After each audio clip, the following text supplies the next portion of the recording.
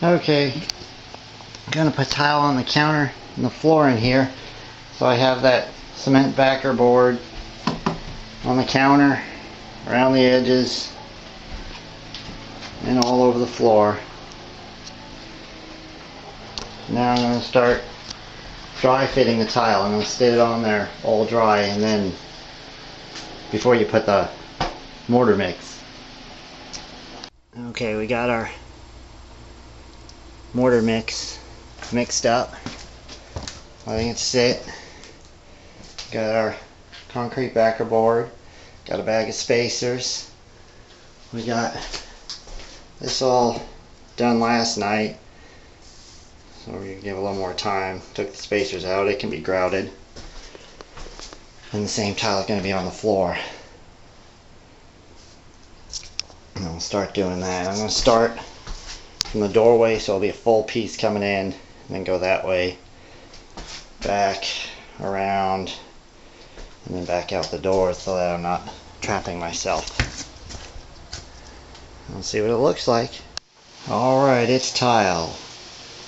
Got all my little spacers in there. I even got some little tiny tiles cut right around the trim there, because it's those little things that make, little details that make it that much better.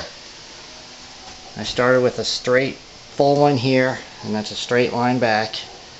So I went from there and then went out.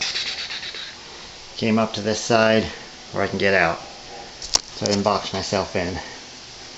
Now it's got to sit and dry, and tomorrow I'll grout it. And that. Yay. Okay, now we're getting ready to grout. We took out all the little spacers. And now we're going to start mixing up the grout. We're only going to mix up a little bit at a time so that we can work with. Because I'm going to start with the countertop first. Get that grouted, sponged, wiped down. And then we'll move down to the floor and start working our way from the back there out the door.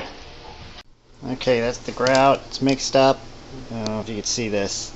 See how it really doesn't go anywhere? It's nice and thick. It's like really thick peanut butter. You can work with it, but it's not going to just come right out of the joints. So that's what you need. Peanut butter. Not really. Okay, it's all grouted, but you can still see a haze on it. Well, that's you go over it with some really clean water and a clean sponge, just damp. That's all the sponge has to be, is damp, not wet, just damp, and that'll take that off. And then you let it sit for at least 24 hours before you start moving furniture back in. And you're ready to go.